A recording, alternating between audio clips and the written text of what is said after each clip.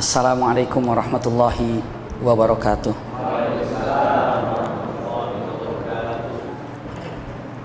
Innal hamdalillah nahmaduhu wa nasta'inuhu wa nastaghfiruhu wa na'udzu billahi min syururi anfusina wa min sayyiati a'malina.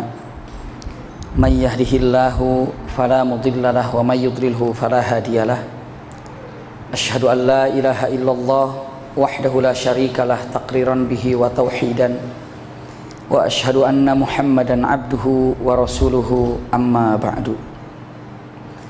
Allahumma la sahla illa ma ja'altahu sahla wa anta taj'alul hazna idza syi'ta sahla. Allahumma inna nas'aluka hubbaka wa hubba man ahabbaka wa hubba amalin yuqarribuna ila hubbika bi rahmatika ya arhamar rahimin. Amin ya rabbal alamin. Alhamdulillahirabbil alamin. Mudah-mudahan pertemuan kita, keluarga kita seluruhnya yang hadir di tempat ini diberikan oleh Allah Subhanahu wa taala kenikmatan lahir dan batin. Dijadikan keluarga kita keluarga sakinah. Allah ridha mengumpulkan kita bersama orang-orang kita cintai bukan hanya di dunia, tapi Allah ridha mengumpulkan kita bersama orang-orang kita cintai di surga Firdausil A'la. Amin ya rabbal alamin. Kesempatan yang sangat berbahagia ini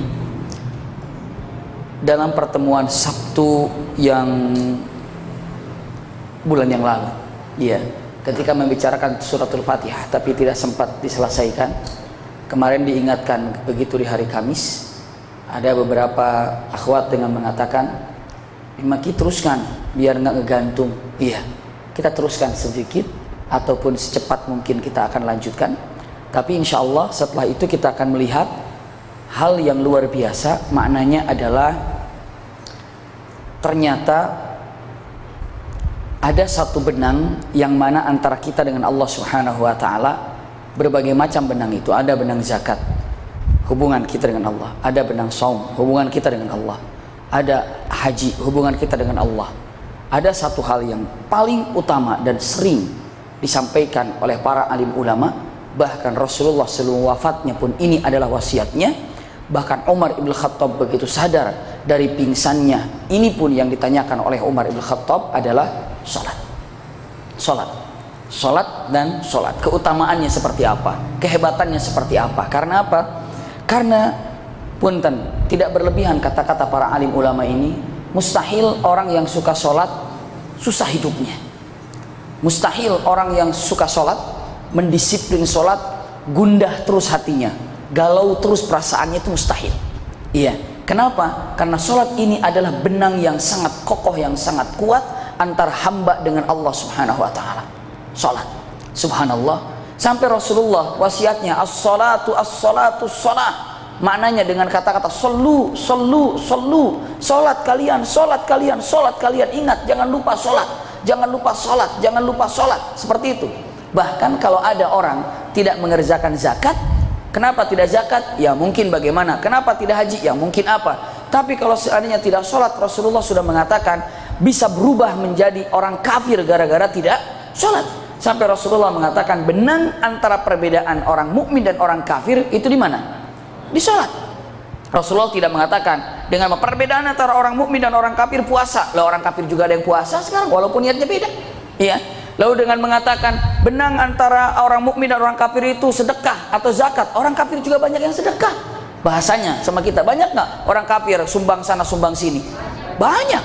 Tapi dengan mengatakan perbedaan antara orang mukmin dan orang kafir adalah sholat. Subhanallah, tegas sekali.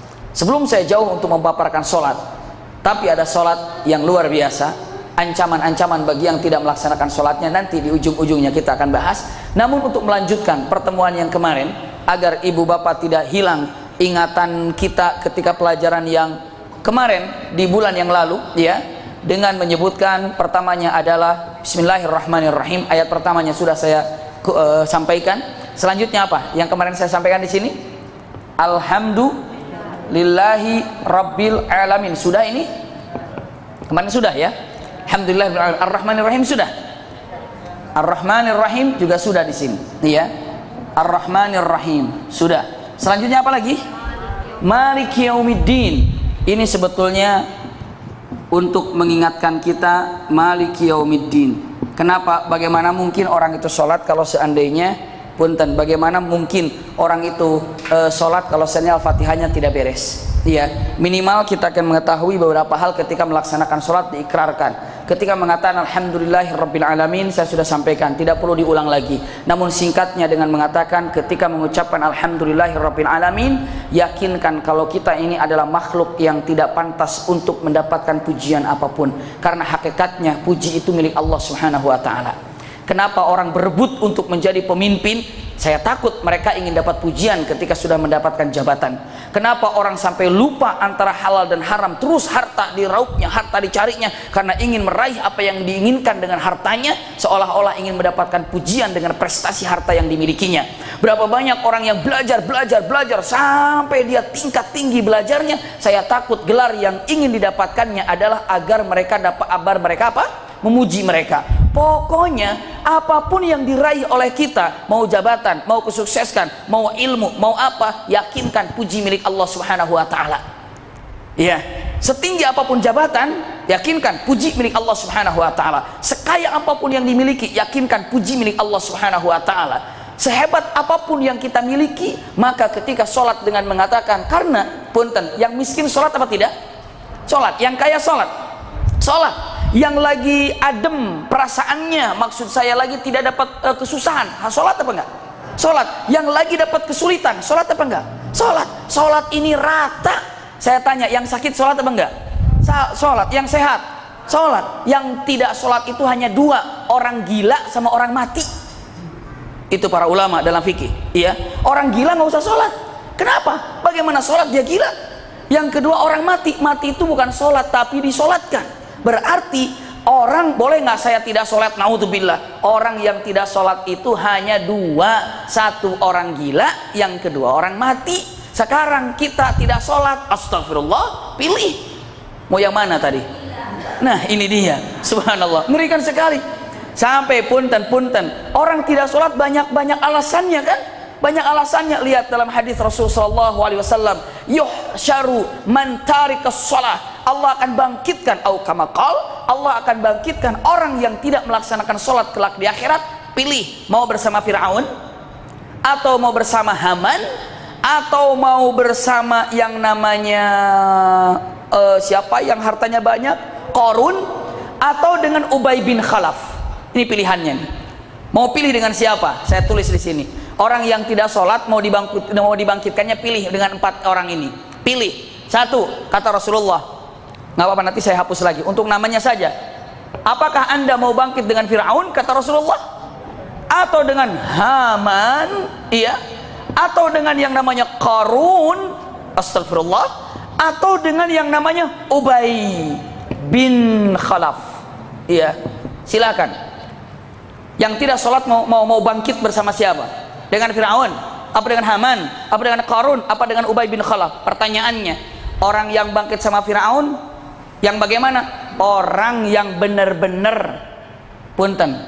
Orang mengaku dengan mengatakan Fir'aun ini tidak sholatnya tidak ada alasan. Karena apa? Memang tidak mau sholat saja, itu Fir'aun. Iya, Fir'aun kalau ada orang tidak mau sholat dengan tanpa ada alasan, ya namanya malas saja. Nggak sholat malas itu bangkit dengan Fir'aun. Kalau ada orang tidak sholat karena sibuk dengan jabatannya, itu bangun sama Haman. Astagfirullah. Orang sibuk dengan jabatannya, itu dengan Haman dibangkitkan. Orang sibuk dengan hartanya, bangkit sama Qarun karena dia tidak sholat. Dan orang sibuk dengan anak cucunya sehingga dia tidak sholat, bangun dengan Ubay bin Khalaf. Bisa dipahami ini ya, pegang baik-baik ya. Dengan mengatakan singkat tapi insya Allah bermanfaat. Dengan mengatakan Rasulullah, yuhsyaru yaumal qiyamati man tarikus shalah, Allah akan bangkitkan orang yang meninggalkan sholat. Apakah dengan Fir'aun, apakah dengan Haman, apakah dengan Qarun, apakah dengan Ubay bin Khalaf? Saya tanya, kalau ada orang bangkit dengan Qarun, berarti orang itu tidak sholat karena apa? Malas, ingkar. Kalau ada orang bangkit dengan Haman, berarti dia itu apa? Sibuk dengan jabatannya, mentang-mentang memegang jabatan. Kalau punya jabatan, punya tugas ya kira-kira? Punya. Padahal dia hidup punya tugas dari Allah. Tugasnya apa? Ibadah. Ibadah yang paling top itu sholat. Berapa banyak orang karena tugasnya dengan jabatan yang dia miliki tidak sholat, ini bangkit sama Haman. Ada orang yang sekarang sibuk dengan hartanya. Astagfirullahaladzim. Sibuk dengan harta itu apa? Punten-punten. Rumah harta apa bukan? Harta. Kendaraan harta apa bukan? Motor harta apa bukan? Apapun yang ada. Orang lagi sholat ngecat rumah aja.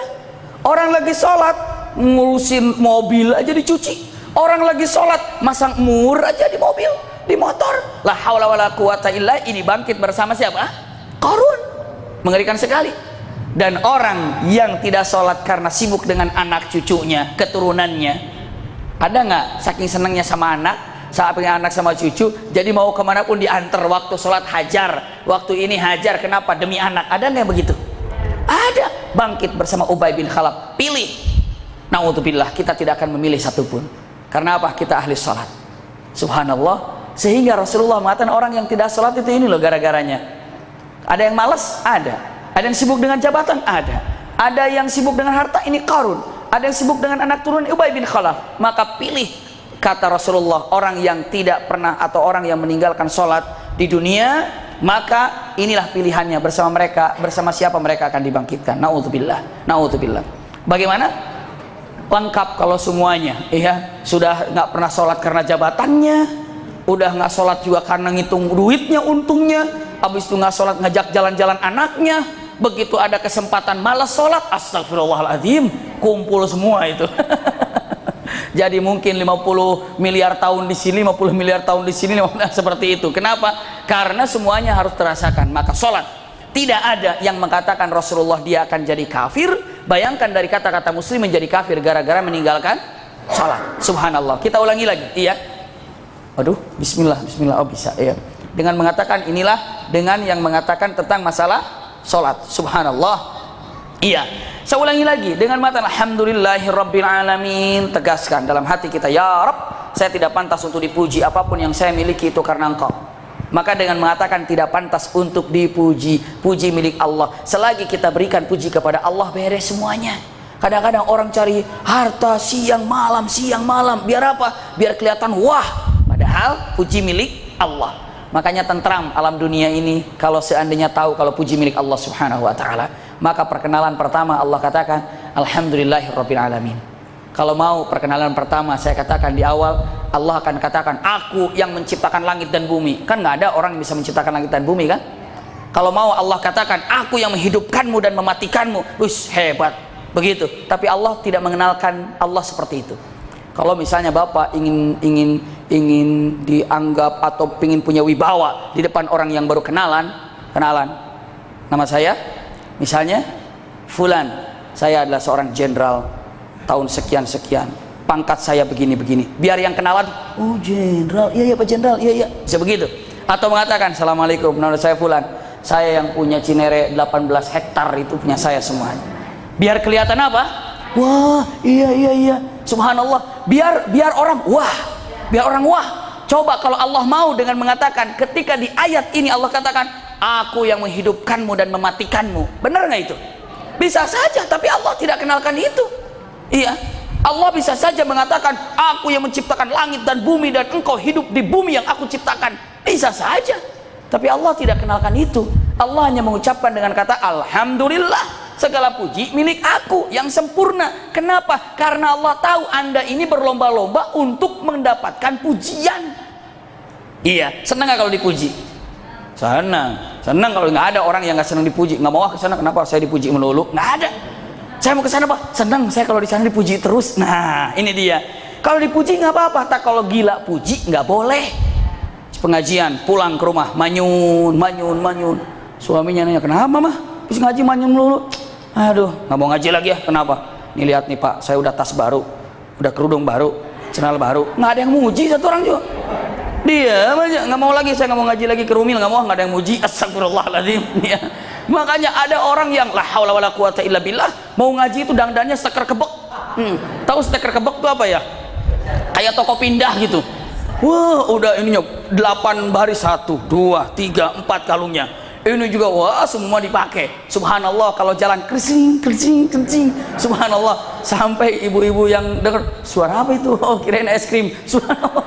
La haula wala quwata illa billah. Ini segala puji milik Allah. Tolong tanamkan puji milik Allah. Ini ya untuk singkatnya, ketika sholat tawadhu di hadapan Allah kalau sungguhnya kita tidak memiliki apa-apa dan puji milik Allah. Selanjutnya Ar-Rahman Ar-Rahim, Allah yang Maha Pengasih dan Maha Penyayang. Allah yang Maha Pengasih dan kita semua ini dikasih dan disayang oleh Allah Subhanahu wa taala. Maknanya dengan mengatakan rasakan betapa banyak kasih sayang yang Allah berikan kepada kita. Ini Ar-Rahman Ar-Rahim. Punten, Maliki Yaumiddin. Nah, ini nih. Maliki Yaumiddin itu artinya apa? Langsung ke akhirat. Ketika kita sholat mengatakan Maliki Yaumiddin, artinya dengan menyebutkan usikum wa iyaya nafsi bitaqwallah. Maliki Yaumiddin, kalau di akhirat ini adalah Allah yang menguasai di hari akhir nanti.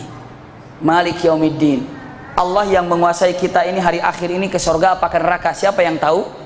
Allah. Jadi ketika diucapkan Maliki Yaumiddin, engkau yang menguasai diri saya ini, saat kelak di akhirat saya ahli surga atau ahli neraka ya Rabb. Karena apa? Karena hakikatnya Allah sudah tentukan kita ahli surga atau ahli neraka. Punten, kalau dibuka catatannya Allah sudah tahu kita ahli surga atau ahli neraka, sudah tahu semuanya. Kapan Allah tentukan kita ahli surga ahli neraka? Kapan? Ya, ketika di perut ibu usia 4 bulan Allah sudah tentukan Anda di surga atau ahli neraka. Subhanallah. Jadi Allah sudah tahu ibu di surga atau ahli neraka, Allah sudah tahu. Tapi melihat daripada kenyataan yang hadir di majelis ta'lim ini, semuanya di surga. Amin ya rabbal alamin. Kenapa? Karena ahli majelis ta'lim itu subhanallah luar biasa. Kenapa? Namanya juga adalah keutamaan yang paling indah. Apa namanya? Taman surga. Masya Allah. Rasulullah yang mengatakan tempat majelis ta'lim itu taman surga. Berarti orang yang sering ke majelis ta'lim itu sama orang yang bolak-balik ke taman surga. Bolak-balik ke taman surga, bolak-balik ke taman surga. Bahkan apalagi dalam hadis Rasulullah, man salaka tariqan yaltamisu fihi ilma sahhalallahu bihi tariqan ilal jannah. Siapapun yang memudahkan langkah kakinya untuk datang ke masjid ataupun untuk datang ke majelis ta'lim, maka dia sebetulnya Allah akan mudahkan dia untuk melangkah ke surga Allah Subhanahu wa taala. Jadi ketika diucapkan singkatnya ya, Maliki Yaumiddin, Maliki Yaumiddin, engkau yang menguasai hari akhir nanti, dari mulai saya melepaskan nyawa. Siapa yang menguasai nyawa kita? Allah. Jadi ketika Maliki Yaumiddin, engkau yang menguasai jiwa saya, ruh saya ketika lepas. Engkau yang menguasai ruh saya ketika dikubur. Engkau yang menguasai ruh saya ketika ditanya sama Munkar Nakir. Engkau yang menguasai ruh saya ketika dibangkitkan di alam mahsyar. Engkau yang menguasai ruh saya ketika dihisab. Engkau yang menguasai ruh saya ketika masuk surga. Itu kata-kata Malik Yaumiddin. Perjalanan cukup panjang. Subhanallah, perjalanan yang sangat panjang. Perjalanan panjang mana? Perjalanan panjang akhirat. Kalau di dunia mah pendek sekali perjalanannya. Subhanallah, pendek sekali perjalanan dunia itu pendek. Maka dunia itu bagaikan mimpi. Kalau bunda, ayahanda nanti begitu di mana? Di akhirat. Kalau nanti sudah di akhirat, begitu ditanya, la haula wala quwata illa billah, berapa lama anda hidup di dunia? Semua akan menjawab dengan mengatakan lam yalbasu illa asyiyatan au duhaha. Dengan mengatakan kami hidup di muka bumi ini hanya sebentar. Maksudnya apa? Ya, mungkin kami dilahirkan pas matahari terbit lalu wafat di waktu duha. Saking sebentarnya, seperti mimpi. Kalau ibu bapak mau percaya dunia seperti mimpi, bayangkan ada dalam ingatan tapi kayaknya begitu cepat. Masih kebayang waktu dulu ibu sekolah, bapak sekolah SMP, kebayang nggak? Kebayang. Tiba-tiba sekarang udah sebegini, udah punya anak, bahkan sebagian udah punya cucu. Kayaknya baru apa perjalanan? Kayaknya baru kemarin. Saya ngalamin kayaknya baru kemarin kita berlalu, tiba-tiba sudah selesai. Subhanallah, luar biasa. Saya begitu ayah saya wafat, iya, semua buku-buku diambil. Jadi begitu wafat perpustakaannya saya turunin semuanya. Dulu belum ada komputer, jadi bukunya tuh masih leces itu loh. Masih ingat gak yang warnanya apa itu? Leces warna apa tuh? Krem apa ya? Iya, ada, iya benar. Ada yang krem, terus ada yang bulao gitu. Bulao itu apa ya? Ya bulao kalau bahasa kalau bahasa saya bulao gitu. Let jazz gitu tulisannya. Itu kan zaman baheula itu. Subhanallah, itu yang tipis-tipis. Itu banyak sekali. Saya buka itu tulisan-tulisan beliau. Tulisan-tulisan beliau. Dan ada tanggalnya. Tanggal sekian, bulan sekian. Saya cek, ini ketika usia ayah kira-kira 35 tahun. Ini ketika usia ayah 37 tahun, 38 tahun, 39. Saya buka semuanya, saya buka tulisan-tulisan beliau. Subhanallah, dengan waduh banyak sekali. Saya katakan tolong diketik, tolong ditulis semuanya, mudah-mudahan jadi buku. Karena saya pun nggak tahu tulisan apa saja. Iya, tapi ada rapi tulisannya. Dan Allahu Akbar, dilihat dengan mengatakan ada tulisan, tanggal ini anak pertama saya lahir. Ada tulisannya ayah saya. Subhanallah, saya nyari-nyari buku ketemu juga. Ini adalah hari kelahiran anak saya kedua. Jadi ayah saya tuh rajin apa? Rajin nulis semuanya. Sampai lagi SMP tulisannya ada. Saya hanya melihat la haula wala quwata illa billah, dengan menyebutkan rasanya baru kemarin kita berlalu. Iya, ternyata tulisan beliau lagi SMP ada. Ada beberapa buku yang ditulisinnya. Lucu sih kalau dibacakannya. Sampai jadi hiburan buat kita tak tulisan-tulisannya. Subhanallah. Tapi dengan mengatakan begitu sudah tidak ada, kita renungkan. Ayah di usia 70 tahun wafat. Saya sudah 37 menjelang 38. Berarti hanya setengah tahun, 30 tahun lagi juga mungkin tidak. Itu kalau sampai kepada ayah usianya. Subhanallah. Dengan mengatakan bunda pun kan sudah ada batasannya. Ibu bapak Rasulullah mengatakan baina sittinat, antara 60 tahunan. Kalau sekarang sudah 50 atau kepala 5, Rasulullah di kepala 6, tinggal hitung saja sebegitu tahun lagi. Tapi siapa yang ngerti kalau wafat kita kapan? Cuma seolah-olah kita ini akan merasa hidup kita apa? Panjang, iya kan? Oh masih lama hidup saya. Siapa bilang hidup kita masih lama? Yang tahu itu hanya Allah Subhanahu wa taala. Yang perlu kita lakukan persiapan. Maka di sini Maliki Yaumiddin, engkau yang menguasai. Ini punten ketika ibu bapak baca Maliki Yaumiddin, engkau yang menguasai jiwa ini, ruh ini, saat saya dicabut nyawanya oleh Allah. Subhanallah. Saat saya, apalagi coba, dibangunkan di alam kubur, saat dibangunkan di alam mahsyar, saat dihisab, saat dimasukkan ke dalam surga, itu Malik Yaumiddin. Punten. Jadi kata-kata Malik Yaumiddin nanti renungkan dari mulai apa? Ruh dicabut sampai menuju surga. Perjalanannya panjang. Malik Yaumiddin. Iya. Selanjutnya, ya Rob, seolah-olah punten. Malik Yaumiddin. Lanjutkan apa? Ini kita lihat. Iyyaka na'budu wa iyyaka nasta'in. Subhanallah.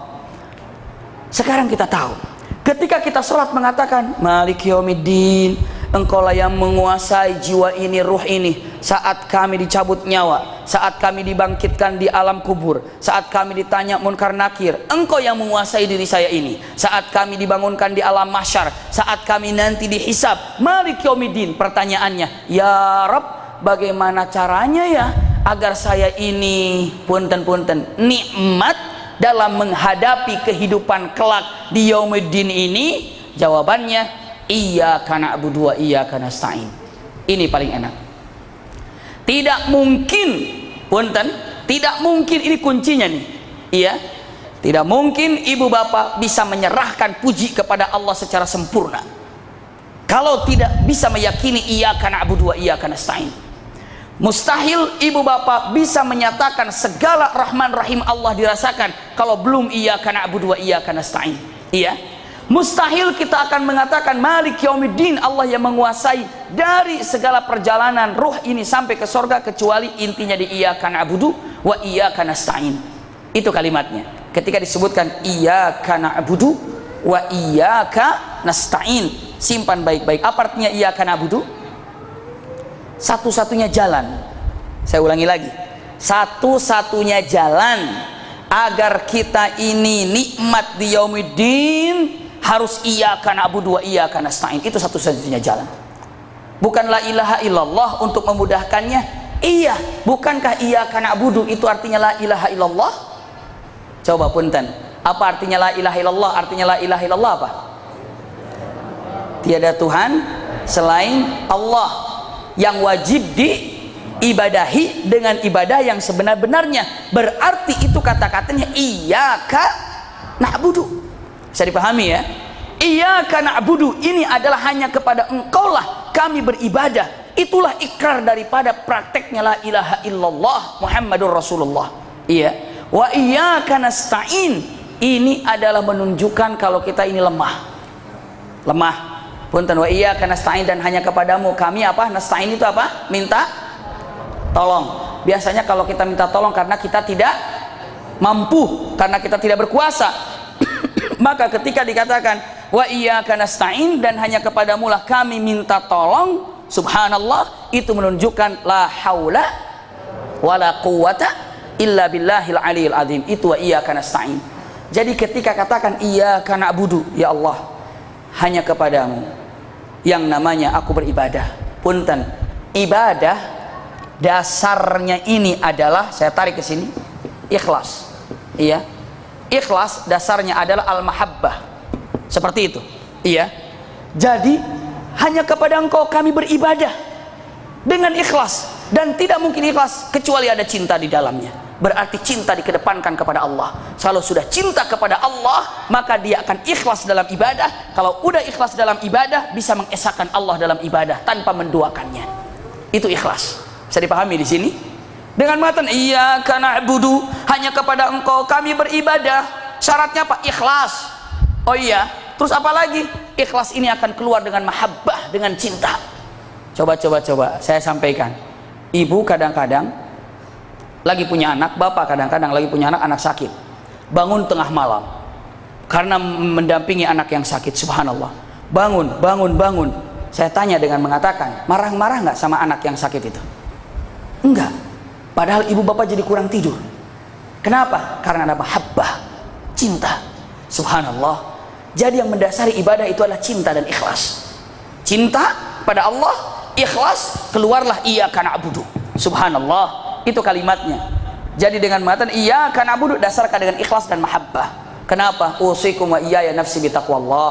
Saya sampaikan, orang lalu lagi cinta kepada harta, kepada dunia, punten, waktunya orang tidur, ada nggak yang masih kletrek kerja? Ada nggak? Saking cintanya apa? Kerja. Salah, dia aja cintanya ke sana. Subhanallah, saking cintanya kepada seseorang, subhanallah, lautan pun diseberangi, gunung pun didaki, mobil pun dijual. Buat apa? Ya buat kawin. Subhanallah. Ya buat apa? Buat apel segala macam. Tapi itulah saking cintanya itu apapun nggak terasa. Dan bahkan dengan mati itulah cinta. Subhanallah, mahabbah. Tapi ingat, saya akan sampaikan hadis yang sangat simpel. Saya berulang-ulang menyampaikan di majelis ini. Rasulullah mengatakan, ahbib ma syi'ta fa innahu mufariqah. Rasa cinta yang ada di dalam diri Anda, silahkan Anda cintai apa saja yang Anda cintai, Anda sukai apa saja yang Anda sukai. Tapi ingat, sesuatu yang Anda cintai dan sesuatu yang Anda sukai itu satu saat pasti akan berpisah dengan Anda. Berpisah dengan Anda. Punten, seorang anak mencintai ayahnya, siap berpisah? Siap berpisah. Suami mencintai istrinya, siap berpisah? Siap berpisah. Iya, berpisah apa? Walau bagaimanapun bisa berpisah dengan kematian. Kematian pisah. Makanya resiko mencintai itu perpisahan. Subhanallah. Dengan mengatakan begitu, kenapa? Ahbib masyita fa innahu mufariqah. Anda mencintai siapa yang Anda cintai, silakan. Tapi satu saat Anda akan berpisah dengan yang Anda cintai. Semuanya yang Anda cintai akan berpisah, kecuali jika Anda mencintai Allah, tidak akan pernah terpisah. Subhanallah. Kalau ingin mencintai, tidak pernah terpisah dengan kita Allah. Dan Allah tidak akan pernah mengecewakan kepada yang mencintainya. Ini disebut dengan ahbib ma syi'ta fa innahu mufariqah. Cintai sesukamu apa yang kau cintai, tapi sesungguhnya apa yang kau cintai itu akan berpisah dengan Anda, kecuali jika Anda mencintai Allah, maka Allah tidak akan berpisah dengan Anda. Punten, begitu ada orang meninggal, terpisah nggak dengan dunia? Terpisah. Begitu ada orang meninggal, terpisah nggak dengan kekayaannya di dunia? Terpisah. Begitu orang meninggal, terpisah dengan orang yang dicintainya? Terpisah. Begitu orang meninggal, terpisah nggak dengan Allah? Tidak. Di alam barzakh ada Allah? Ada. Nanti di alam mahsyar ada Allah? Karena semuanya Rabbul Alamin, kan tegas alhamdulillah Rabbil Alamin. Maka yang harus kita cintai adalah Rabbul Alamin yang menguasai dimanapun kita berada. Subhanallah. Ini tegas dengan mengatakan alhamdulillahi Rabbil Alamin Ar-Rahmanir Rahim Maliki Yaumiddin Iyyaka na'budu, ikhlas dengan dasarkan mahabbah. Karena kalau sudah dengan mahabbah tidak ada rasa capek dan tidak ada rasa lelah. Mahabbah namanya juga. Ketika dikatakan wa iyyaka nasta'in, kami ini makhluk lemah ya Allah, la haula wala quwata illa billahil aliyyil azim. Coba kalau semuanya mengatakan la haula dan merasa dirinya lemah, masya Allah, nikmat. Kalau semua puji diserahkan kepada Allah, enak. Kalau semuanya meyakini kalau nikmat datang dari Allah, nyaman. Kalau semua meyakini kalau semua yang mengatur nyawa ini sampai kita ke sorga juga Allah, semua akan terhindar daripada punten yang namanya maksiat-maksiat yang adanya. Selanjutnya apa lagi? Kalau semua yakin kalau hanya Allah sebagai idolanya, Allah yang harus dicintainya, yang seutuh-utuhnya dicintai dengan ikhlas dan diibadahi dengan ibadah yang sebenar-benarnya. Terus selanjutnya, kalau manusia merasa dirinya lemah, hanya Allah yang dapat memberikan apapun yang kita inginkan, maka terasa nyaman. Banyaknya orang yang sombong, punten, karena merasa dirinya mampu. Iya, karena stain. Allah, saya bisa. Iya. Selanjutnya apa lagi? Lupa. Pokoknya kalau sudah sombong, ini lupa, ini lupa, ini lupa. Iya. Lupa semuanya kalau sudah disombongkan. La haula wala quwata illa billah. Yang pertama kali sombong siapa? Yang pertama kali sombong siapa?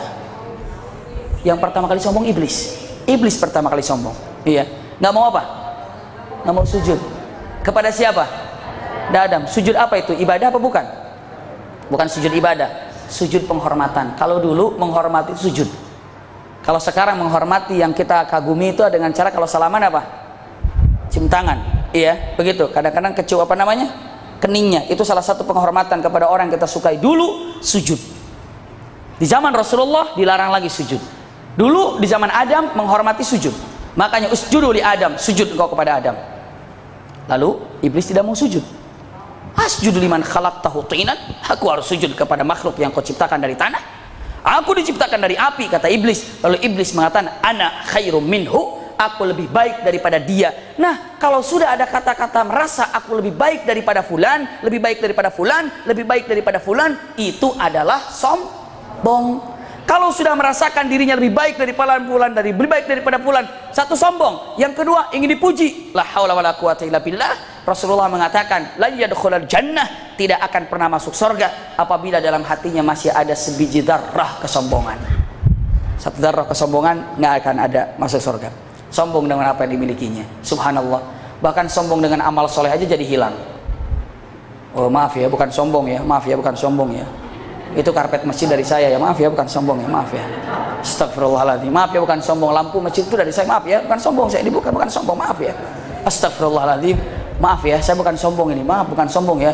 Itu kalau nggak ada saya itu masjid nggak jadi itu, maaf, maaf, bukan sombong, maaf. Allah maha tahu, Allah maha tahu. Astagfirullahaladzim, nggak perlu bilang begitu, nggak perlu. Kadang-kadang ada orang yang jeplak-jeplak tapi hatinya bersih, ada nggak? Ada orang yang diem saja padahal hatinya sombong, ada nggak gitu? Iya, nggak ada. Itu masjid kamu yang buat ya, misalnya itu lampu masjid ukirannya dari kamu ya.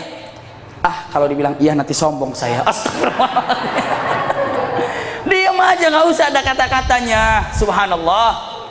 Kayaknya dari bilang dengan mata, kalau tidak dengan mengatakan itu udah nggak usah dipikirin lah, langsung ke sana kemari ngobrolnya. Subhanallah, seperti itu. Iya. Kadang-kadang ada orang dengan mata nggak, pokoknya nggak boleh tahu dari siapa. Begitu masuk pura-pura dengan mata, padahal orang nggak tahu semuanya. Begitu masuk masjid, pas ukiran yang saya buat begini tuh pas. Subhanallah, aduh gagah banget. La haula wala quwata illa billah. A'udzubillah, summa na'udzubillah. Ini kalau seandainya udah mulai daripada kesombongan, na'udzubillah. Rontok semuanya dengan sombong. Lihat, apa ketika sholat dikatakan iyyaka na'budu wa iyyaka nasta'in? Adalah yakinkan kalau anda ini beribadah hanya kepada Allah dengan ikhlas berdasarkan mahabbah pada Allah. Iya. Wa iyyaka nasta'in, dan yakinkan anda ini lemah, tidak bisa berbuat apa-apa dan tidak mampu melakukan apa-apa. Wa iyyaka nasta'in. Punten, saya tanya, hanya kepada engkau lah kami minta tolong, ya kan? Sekarang ibu bapak yang kebayang minta tolong apa? Mau minta tolong apa yang kebayang ibu bapak? Minta tolong apa? Ya Allah minta rizki gitu kan. Kebayangnya begitu. Makanya setiap sholat yang berdoa itu, ya Allah kasih rizki halalan thayyibah, halalan thayyibah, halalan thayyibah, itu sudah mentok itu di halalan thayyibah itu. Tiap hari halalan thayyibah, sampai latahnya astagfirullah karena latah ada halal apa, begitu latah halalan thayyibah katanya. Kenapa dia selalu minta rizki halalan thayyibah? Subhanallah. Saya lanjutkan. Usikum, mangga silakan. Iya. Di sini masih kosong, silakan. Iya. Halalan thayyibah. Jadi halalan thayyibah saya barusan. Iya karena nasta'in. Iya, hanya punten. Ketika Allah kita katakan wa iyyaka nasta'in, dan hanya kepadamu kami minta tolong ya Rabb. Minta tolong apa? Minta tolong agar kita bisa ibadah dengan benar. Iyyaka na'budu, hanya kepada Engkau kami ini beribadah. Wa iyyaka nasta'in, dan hanya kepada Engkau kami minta tolong agar aku bisa ibadah dengan benar. Bisa dipahami nggak itu? Itu dia. Iyyaka na'budu, hanya kepada Engkau kami minta tolong ya Rabb. Punten, iyyaka na'budu, hanya kepada Engkau kami beribadah dengan ikhlas dan mahabbah. Selanjutnya, wa iyyaka nasta'in, dan hanya kepada Engkau kami minta tolong agar aku bisa ibadah dengan benar, dengan ikhlas dan mahabbah. Bisa dipahami nggak Bunda Ayah Anda? Jadi minta tolong di sini apa? Minta tolong agar kita bisa menjadi abid, orang yang ibadah dengan baik. Minta tolong kepada Allah. Kenapa? Punten, pegang baik-baik. Mustahil, saya ulangi lagi nih, mustahil orang bisa ibadah dengan baik kepada Allah kalau dirinya tidak minta kepada Allah agar ibadahnya menjadi ibadah baik. Ada sebuah riwayat disampaikan kepada salah seorang sahabat Rasul sallallahu alaihi wasallam dengan mengatakan, setiap habis sholat disampaikan oleh Rasul sallallahu alaihi wasallam, kalau tidak keliru kepada Mu'adz bin Jabal, minta kepada Allah setiap habis sholat. Apa doanya? Lihat kata Rasulullah, setiap habis sholat mintalah seperti aku selalu meminta dengan doa ini. Rasulullah memohon, Allahumma a'inni ala dzikrika wa syukrika wa husni ibadatika. Subhanallah. Itu doa Rasul setiap habis sholat. Artinya apa coba? Artinya Allahumma a'inni ala dzikrika. Artinya apa?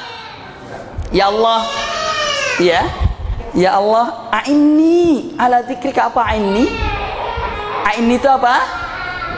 Tolonglah saya agar aku bisa menjadi orang pandai berzikir kepadamu.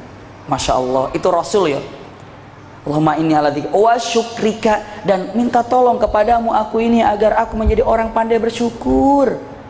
Yang ketiganya, wa husni ibadatik, dan minta tolong aku kepadamu agar aku menjadi orang yang pandai ibadah. Siapa doa siapa ini? Doa Rasul. Saya tanya, ada nggak orang yang paling pandai zikirnya di muka bumi ini selain Rasul? Tidak ada. Siapa orang yang paling top syukurnya di muka bumi ini? Rasul. Siapa orang yang paling top ibadahnya di muka bumi ini? Rasul. Orang yang paling top aja doanya begitu. Kita yang sholat belang-belang, zikir belang-belang, syukur belang-belang, doa juga enggak, likum-likum beres. Begitu sudah selesai, assalamualaikum, udah bebas kayaknya beban ini. Astagfirullahaladzim. Sholatnya dibikin beban. La haula wala quwata illa billah. Ini adalah kata-kata yang indah. Tidak akan ada orang bisa sempurna nikmat ibadahnya kecuali dia minta kepada Allah. Maka ketika dikatakan iyyaka na'budu, ya Allah aku lihat hanya kepadamu kami beribadah, kata Allah, bagus, memang untukku ibadah. Ini adalah hakku ibadah ini. Jadi ada hak Allah, ada hak hamba. Lihat, hak Allah apa? Hak Allah adalah diibadahi dengan seikhlas-ikhlasnya, dicintai dengan di atas cinta segala-galanya. Itu hak Allah. Jangan diberikan hak Allah kepada orang lain. Jangan diberikan hak Allah kepada siapapun. Bisa dipahami ya? Lalu hak hamba adalah mendapatkan sorga dari Allah siapapun yang telah menyerahkan hak yang sebenarnya kepada Allah. Bisa dipahami nggak nih? Kewajiban kita apa? Kewajiban kita ibadah kepada Allah dengan ikhlas. Kewajiban Allah apa? Kewajiban Allah memberikan kenikmatan kepada siapapun yang telah beribadah kepada Allah dengan ikhlas. Bisa dipahami nih? Itu ada hak dan kewajiban. Sama kita pun dengan Allah adalah hak dan kewajiban. Hakul ibad ala Allah wa haqqullah ala ibad. Seperti itu. Kalau mengatakan apakah ada hak kewajiban antara kita dengan Allah? Ada. Apa hak Allah? Hak Allah diibadahi dengan sesungguh-sungguhnya. Oh itu hak Allah? Iya. Ya sudah kalau gitu Jadi wajib dan buat saya untuk memberikan ibadah kepada Allah sesungguh-sungguhnya. Iya, maka kewajiban kita memberikan hak Allah yang sesungguhnya, yakni ibadah kepada Allah. Maka saat kita memberikan hak Allah dengan sebenar-benarnya, kewajiban Allah memberikan surga bagi kita. Dan kewajiban Allah memberikan kepada kita adalah apa? Kenikmatannya. Subhanallah. Ini disebutkan, begitu disebutkan, iyyaka na'budu, hanya kepada Engkaulah ya Allah kami beribadah. Pastinya harus dengan ikhlas, dengan mahabbah. Susah banget ya Allah, susah banget. Saya tanya, susah nggak ibadah? Susah nggak ibadah? Ini mati listrik, nggak apa-apa. Iya. Susah nggak ibadah? Mendingan lagi begini mati listriknya. Kalau kemarin saya kapan itu ya? Mungkin ada tuh lagi khutbah Jumat, 2 tingkat lagi masjidnya, mati listrik. Subhanallah. Lagi di masjid mana waktu itu? Ada yang hadir nggak waktu itu ya? Ibu-ibu, saya nggak nanya ibu-ibu. Ibu nggak khutbah Jumat. Cek, Bismillah. Ada nggak? Cek, nah ada lagi. Subhanallah. Oh ini mah luar biasa, bagus sekali. Jadi lagi khutbah Jumat, lagi semangat-semangatnya, lagi semangat, tiba-tiba mati listrik. Kalau mati listrik, mungkin yang di depan bisa nyampe. Nah kalau di bawah, gimana? Lumayan itu, 3 menit atau 4 menit. Tapi alhamdulillah hikmahnya apa? Pada bangun semuanya begitu mati listrik. Ya, kenapa AC-nya mati? Subhanallah ini mati. Jadi saya bilang kalau suaranya lebih sampai lagi ke bawah bagus. Kenapa baru-baru bangun semua? Ada apa nih kok mati listrik? Mati listrik semua. Mati. Subhanallah. Oh di Masjid Raya Cinere. Di Masjid Raya Cinere kan 2 tingkat ya? 2 tingkat lagi khutbah, mati. Sampai begitu selesai panitianya mengatakan minta maaf Abi listrik. Kenapa minta maaf? Saya bilang saya nggak ada masalah. Enggak, katanya kenapa listrik bisa jadi mati? Saya tidak tahu, tapi sejenak mati. Lagi khutbah, masya Allah luar biasa. Iya, tapi yang jelas bukan gara-gara partai. Iya. Karena apa? Karena ditanya gara-gara partai hilang mikrofon apa namanya? Apa itu sound system? Diambil lagi. Bener. Diambil lagi, astagfirullahaladzim. Yang lucu lagi di daerah Garut, cerita teman saya di daerah Garut. Jadi ada satu tempat kampung. Jadi kalau mau ke kampung ini muter 7 kilo nih jalannya nih, muter 7 kilo begitu tuh. Karena anaknya yang di kampung ini akan mencalonkan, dia punya tanah untuk penghubung, dia bikin, dibongkar, dibikinlah jalan. Jadi dari kampung ini aksesnya sangat cepat sekali, nggak harus 7 kilo. Subhanallah, alhamdulillah begitu pemilihan, yang milih cuma 2 orang, 2 orang asli. Akhirnya itu jalan ditutup lagi, ditutup lagi. Sampai ngomong teman saya orang Garut tuh, ditutup lagi tuh. Astagfirullah, padahal itu sudah bagus pahalanya kan? Apa? Dengan mengatakan bahwa dalam hadis Rasulullah SAW memberikan wakaf untuk masyarakat jalan. Setiap orang yang berlalu di situ sampai semut jalan di situ pun pahalanya dapat. Sampai binatang yang lewat di situ pun atas jalan yang kita wakafkan itu dapat pahala. Subhanallah, sampai tikus pun lewat di situ dapat pahala. Ditutup lagi, asli ditutup lagi. La haula wala quwata illa billah. Dia bilang dengan mengatakan tim sukses, bukan mau sukseskan saya, yang jelas tim sukses yang sukses katanya. Ya jadi tim suksesnya yang apa? Yang sukses ngelabuin orang-orang. Jadi kalau dengan ikhlas, jadi nggak jadi ya sudah, ikhlas pada Allah Subhanahu Wa Taala. Terserah orang, saya juga hamba Allah, puji milik Allah, nggak apa-apa. Kenapa? Apapun yang Allah berikan itu kebaikan, santai. Subhanallah. Ada juga mengatakan gimana? Saya mah santai aja. Jadi alhamdulillah nggak jadi nggak. Begitu nggak jadi, iya udah dah, saya mah benci. Astagfirullah, jadi benci sama teman-temannya. Astagfirullah. Sampai dia ke saya, dia telepon, Bi, kenapa? Iya. Doain nggak sih? Nanya, doain nggak sih? Saya bilang, doain apa? Kok saya sama sekali begini-begini? Lah, doa, tapi doa itu kan Allah kasih yang terbaik buat kita kan? Iya, kita doa apa yang terbaik apa? Siapa yang mau ditinggal sama orang yang kita cintai wafat? Siapa? Ada nggak? Nggak ada kan?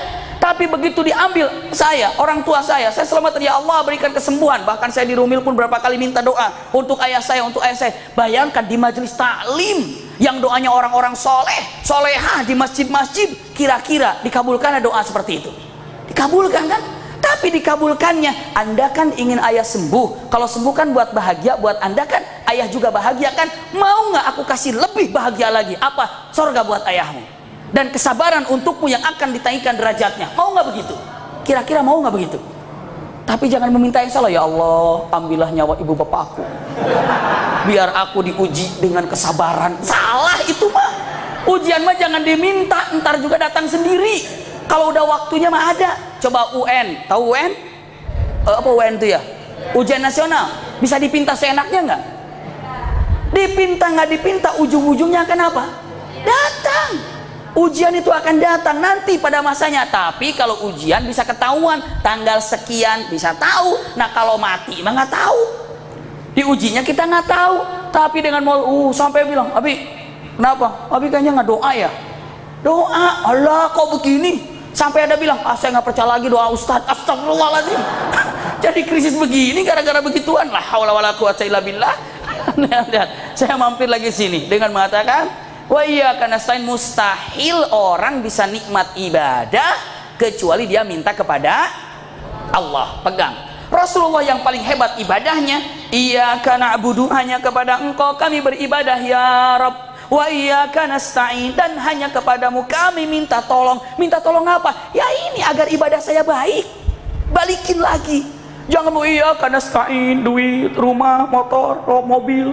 Wa iyyaka nasta'in itu minta tolong kepadamu apa? Biar harta. Tidak. Perbaiki dulu ibadah. Kalau ibadah ini sudah enak, nyaman, santai hidup. Subhanallah. Maksudnya apa? Ibadah. Karena tugas kita di muka bumi ini untuk apa? Ibadah. Subhanallah, tugas kita di muka bumi ini untuk ibadah. Saya lanjutkan lagi, nanti ibadah paling hebatnya sholatnya, ya. Sebentar lagi. Iyyaka na'budu wa iyyaka nasta'in. Subhanallah, tolong aku ya Rabb biar bisa ibadah. Terus selanjutnya dengan mengatakan, ya Allah, Engkau tolong aku agar bisa ibadah dengan baik. Allah akan tolong. Bagaimana caranya? Kata Rasulullah, setiap habis sholat, aini ala dzikrika wa syukrika wa husni ibadatik. 3, zikir, syukur, husnul ibadah. Zikir dulu pertama kali. Kenapa zikir dulu? Karena semua ibadah, pegang baik-baik ayahanda bunda ini, karena semua ibadah itu terbentur, itu ada syarat-syarat, ketentuan-ketentuan yang harus dilaksanakan. Atau bahasa mudahnya, semua ibadah harus pakai modal. Modalnya apa? Punten, sholat harus wudhu dulu nggak? Wudhu, ngadep kemana? Kiblat, tutup aurat, takbir, lalu ruku, lalu begitu, itu sholat, ya kan? Saya mau ibadah pakai mau ibadah zakat pakai apa? Pakai uang, berarti harus dia nyari apa dulu? Nyari uang, kerja. Sekarang ibadah haji pakai modal nggak? Oh gede banget, belum nunggu kuotanya, belum pelunasan, tanggal berapa itu? Semoga yang sekarang lagi pelunasan, lagi cari nafkahnya, Allah mudahkan untuk mendapatkan rizkinya. Amin ya rabbal alamin. Kehendak Allah subhanahu wa ta'ala, panggilan dari Allah subhanahu wa ta'ala. Subhanallah. Selanjutnya, mau ibadah apa lagi? Mau ibadah nikah pakai modal nggak? Modal. Ibadah apa yang nggak pakai modal? Pakai modal. Tapi ada satu ibadah yang tidak pakai modal. Bahkan punten-punten nggak ada waktu tertentu. Mau haji ada waktunya nggak? Mau sholat ada waktunya nggak? Ada. Semua ada waktunya, ada muhaddad. Tapi yang namanya zikir, mau punya wudhu nggak punya wudhu, iya, mau punya duit nggak punya duit, mau lagi di dapur, mau lagi masak, mau lagi di mobil, mau lagi di mana di kantor, bisa zikir nggak? Subhanallah. Maka zikir ini adalah ibadah yang tanpa modal. Maksudnya apa? Nggak usah susah-susah kalau mau zikir. Mau keluar saja ke rumah, subhanallah, subhanallah, subhanallah. Beres apa enggak? Beres. Paling tidak ibu bapak simpan baik-baik, tolong zikir kalau setiap habis sholat 5 waktu, kalau ada kesempatan zikir subhanallah. Habis sholat nih tatanannya saya sampaikan. Pertama istighfar, begitu assalamualaikum warahmatullahi, assalamualaikum warahmatullahi, yang mudah dilakukan Rasulullah SAW. Pertama istighfar, astagfirullahaladzim, astagfirullahaladzim, astagfirullahaladzim. Satu itu, ini tatanan Rasulullah. Selanjutnya setelah istighfar apa? Lakukan Allahumma antas salam wa minkas salam wa ilaika ya'udus salam, atau yang pendeknya Allahumma antas salam wa minkas salam tabarakta ya dzal jalali wal ikram. Itu. Selanjutnya Allahumma la mani'a lima a'taita wa la mu'tiya lima mana'ta wa la yanfa'u dzal jaddi minkal jadd. Itu baru subhanallah 33 kali, alhamdulillah 33 kali, Allahu akbar 33 kali. Yang 33, 33, 33. Jadi jumlah 99. Tambah 1 jadi 100. La ilaha illallah wahdahu la syarikalah lahul mulku wa lahul hamdu wa huwa ala kulli syai'in qadir. Yang melakukan tadi di atas, Allah ampuni dosa-dosanya walaupun dosanya sebanyak buih di lautan. Subhanallah. Aduh, gampang sekali kalau Allah ingin menghapus dosa sebanyak buih di lautan, lakukan itu. Tapi sangat disayangkan juga, subhanallahnya benar 33, alhamdulillahnya benar 33, tapi dia ngejar tiga-tiganya. Maksudnya apa? Cepatnya. Sehingga saya sering di samping kiri kanan, subhanallah. Iya, jadi subhanallah cepat. Subhanallah. Jangan begitu. Subhanallah. Begitu. Allahu Akbar aja pun begitu. Allahu Akbar.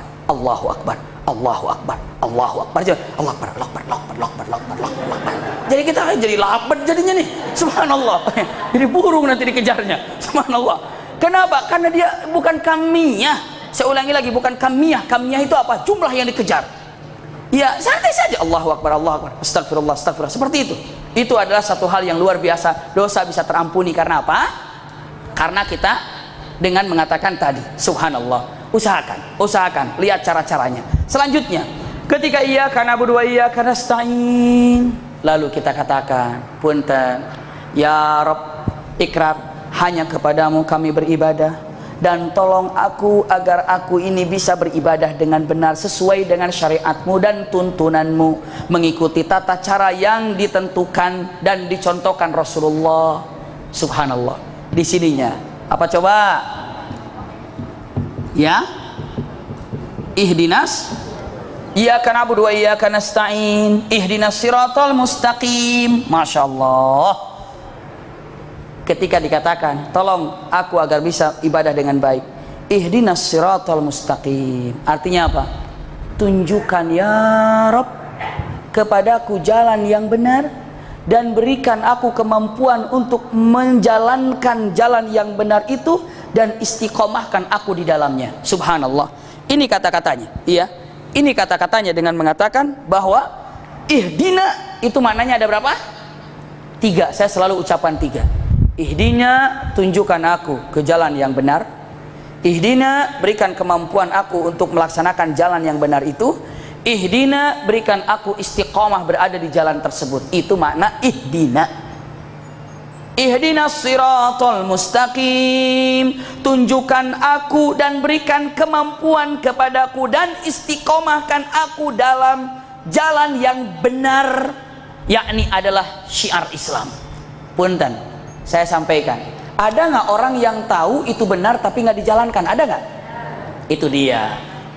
Ada nggak orang yang tahu jalan benar terus dikerjakan, cuma sekali habis itu nggak datang lagi? Ada nggak? Ada. Ada nggak orang tahu jalan yang benar terus dikerjakan terus datang terus? Ada nggak yang begitu? Itu namanya ihdinas siratal mustaqim. Ada nggak yang tahu kalau di Rumil ini ada pengajian bulanan hari Sabtu begini? Ada nggak? Ada nggak yang terus nggak datang? Ada nggak? Padahal bisa dia datang, ada nggak? Banyak ada. Yang jauh datang, subhanallah. Ada yang dari Bintaro, masya Allah. Ada yang dari Cilegon, masya Allah, luar biasa. Ada yang dari Menteng, la haula wala quwwata. Ada yang dari Buaran, saya tahu orang-orangnya. Nggak usah ngangkat tangan yang dari Buaran. Iya. Subhanallah. Ada yang jauh, ada yang dari dekat Kubah Emas rumahnya. Subhanallah, itu mas saya.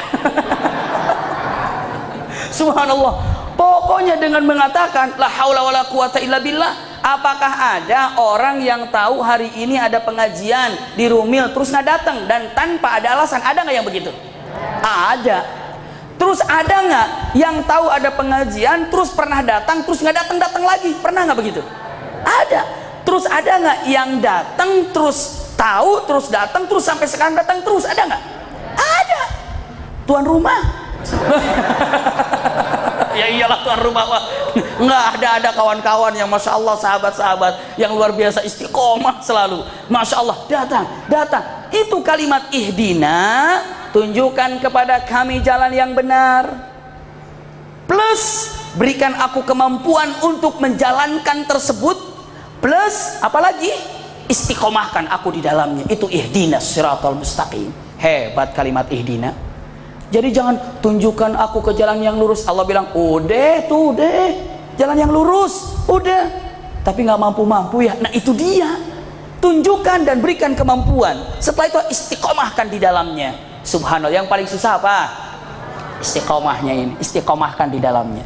Maka mudah-mudahan kita termasuk orang yang istiqomah.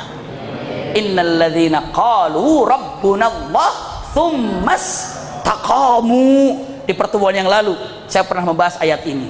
Iya, ambil saja rekamannya kalau ada. Insya Allah masih ada rekamannya ketika membahas tentang istiqomah. Iya, tsummas taqamu, istiqomah. Maka dengan mengatakan ihdina, 3 hal. Ihdinas siratal mustaqim. Masya Allah, di jalan syariat Islam yang benar. Terus kita katakan siratal mustaqim, iya. Siratal mustaqim itu apa? Ini pertanyaannya. Siratal mustaqim, ihdinas siratal mustaqim itu apa? Jawab, siratal ladzina an'amta alaihim. Nah, ini untuk masalah sholat. Siratal ladzina an'amta alaihim. Saya tulis di sini. Punten, saya di sini tulisnya siratal ladzina ya an'amta alaihim. Yaitu jalan-jalan yang kau berikan nikmat kepada mereka. Yaitu jalan yang kau berikan nikmat alaihim kepada mereka, nikmat kepada mereka. Itu jalan-jalan yang kau berikan nikmat kepada mereka. Siapa? Di sini adalah nasiddiqin, wasyuhada, wassolihin. Ya, para nabi, para rasul itu diberikan kenikmatan. Saya sampaikan, yaitu jalan-jalan yang kau berikan nikmat kepada mereka. Siapa? Para nabi. Siapa lagi? Para rasul. Siapa lagi? Orang-orang mati syahid. Siapa lagi? Orang-orang yang siddiqin, yang jujur. Subhanallah, seperti itu. Maka punten, Dr. Amrun Khalid mengatakan ketika di rakaat pertama misalnya siratal ladzina an'amta alaihim, dibayangkan ya Allah, yakni jalan yang kau berikan kenikmatan para sahabat Rasul Abu Bakar, Umar, Utsman, Ali. Aku kumpulkan aku bersamanya. Itu siratal ladzina an'amta alaihim. Boleh juga di rakaat, kan nanti rakaat selanjutnya ada lagi kan bacaan siratal ladzina an'amta alaihim. Bayangkan siratal ladzina an'amta alaihim. Imam Syafi'i, Imam Hambali, Imam Maliki, Imam Hanafi, itu adalah siratal ladzina an'amta alaihim, berikan kenikmatan pada mereka. Silahkan him di sini ibu bapak bisa bayangkan siapa saja orang-orang yang soleh.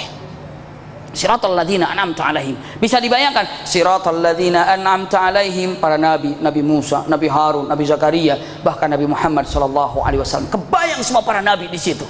Siratal ladzina an'amta alaihim, kebayang semuanya. Maka ketika diucapkan siratal ladzina an'amta alaihim, bayangkan semua yang ada tentang kesolehan-kesolehan yang ada dari zaman para nabi, zaman punten khulafaur rasyidin, zaman para sahabat, zaman tabi'in, bahkan jika ada orang yang soleh di zaman ini dan kita tahu dia ahli soleh yang sangat baik, kita bayangkan dia juga nggak apa-apa karena alladzina an'amta alaihim.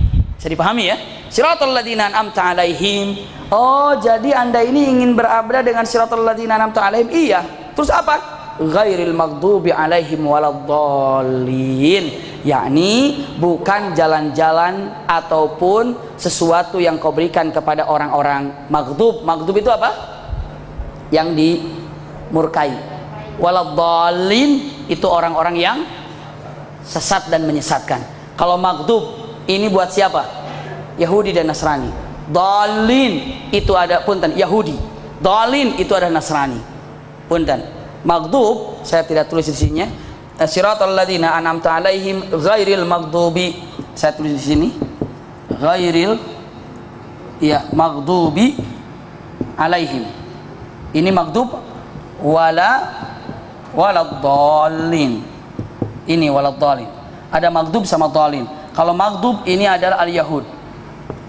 Kalau dhalin ini adalah punten Nasrani ya ataupun Nasara. Ini katakannya. Kenapa orang Yahudi diberikan maghdub? Kenapa orang Yahudi diberikan